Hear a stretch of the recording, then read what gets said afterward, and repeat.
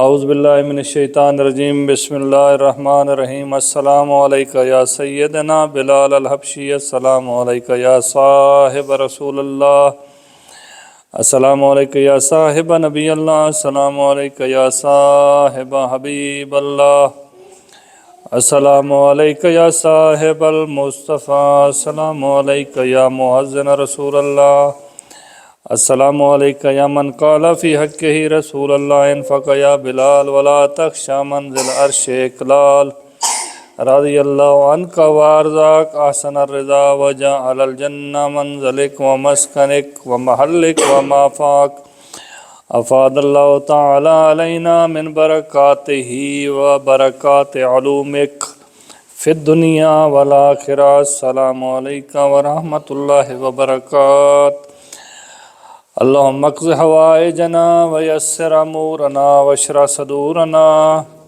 وتقبل زیارتنا وامن خوفنا واستر عیوبنا واغفر ذنوبنا واکشف کروبنا واختم یا اللہ بالصالحات اعمالنا ورد غربتنا الی اہلنا واولادنا سالمین غانمین مستورین فرحین مجبورین من عبادک الصالحین الذین لا خوف علیہم وَلَهُمْ يَحْزَنُونَ بِرَحْمَتِكَ يَا أَرْحَمَ الرَّاحِمِينَ آمین آمین آمین یا رب العالمین صلوات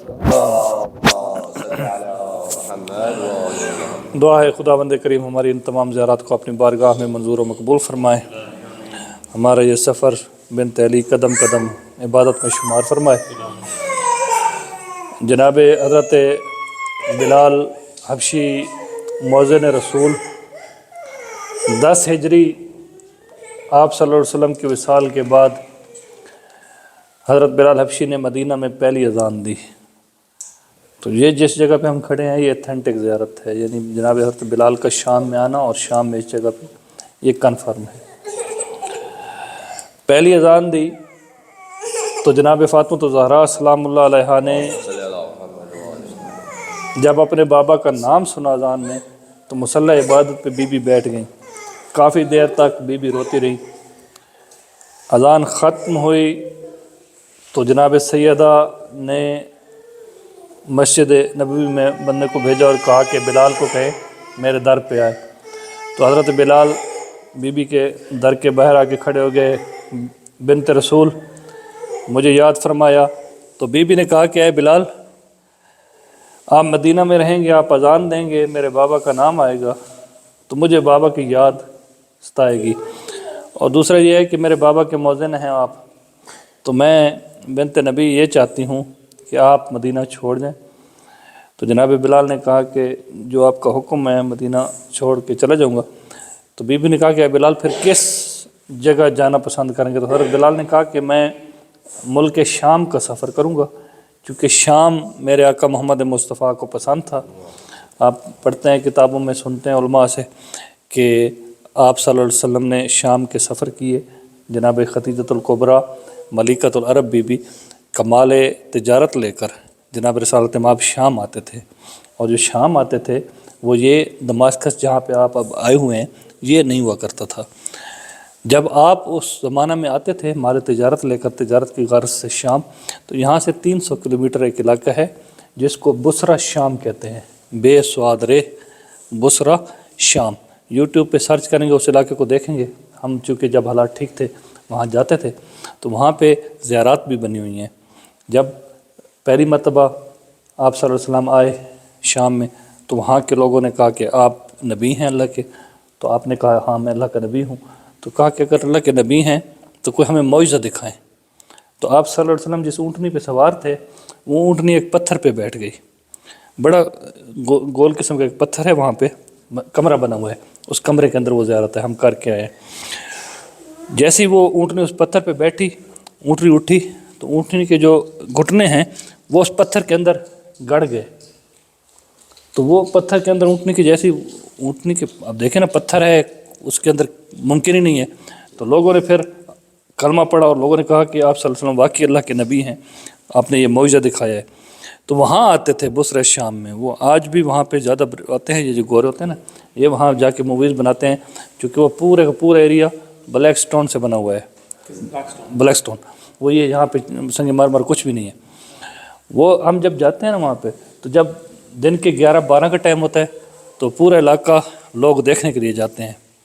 हम तो चूँकि एक और घर से जाते थे, ज़ियारत के घर से, वो लोग आते थे बसों की बसें, ब्रिटिश गोरे, वो कैमरे लेकर मूवीज़ बना रहे होते थे। तो मैं पूछता था उनसे कि क्या, तो कहते हैं कि ये इसका एक कुदरती एक खूबसूरती है कि जब ये सूरज इस स्टोन पे पहुंचता है तो वो गोल्ड की तरह चमकना शुरू हो जाता है, और फिर जैसे सूरज गुरूब होता है फिर वो ब्लैक होना शुरू हो जाता है। तो वो एक नज़ारा जो है ना वो देखने के काबिल होता है।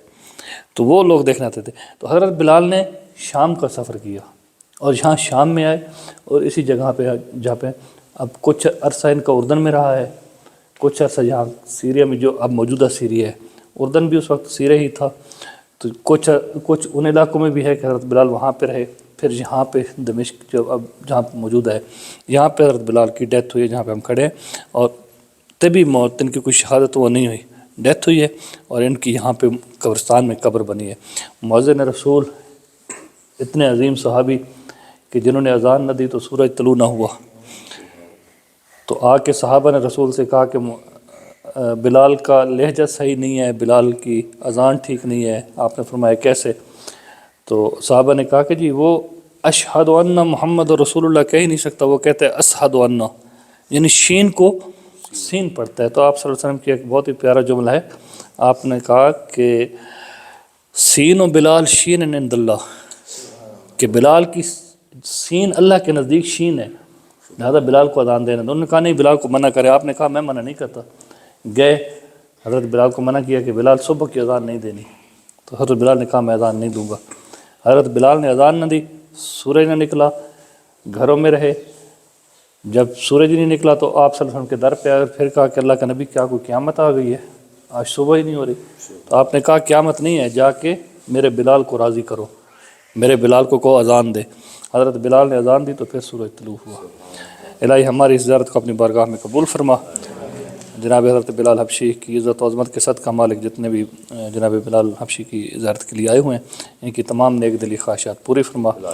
मालिक इनके घरों में बरकत अता फरमा, इनके रिज़्क़ में बरकत अता फरमा, इनकी जुमला परेशानियाँ मालिक दूर फरमा। इनके मरहूमीन जो इस दुनिया से चले गए हैं मालिक उनकी कब्रों को मुनव्वर फरमा। जनाब जाफ़र तैयार की वो भी इन्होंने वैसे बनाई है, बीबी के शौहर की शबीह बनाई है। हालांकि पत्ता हटा के देखते हैं ना तो इसके नीचे, हाँ, इनकी तख्ती कोई और लगी हुई है नीचे ना, उठा के देखेंगे ना तो उस पर नाम कुछ और लिखे हुए हैं, लेकिन इन्होंने वैसे बनाई हुई है। बड़ी बनाई है, बड़ी, हाँ, नहीं बड़े नहीं थे, कब्र तो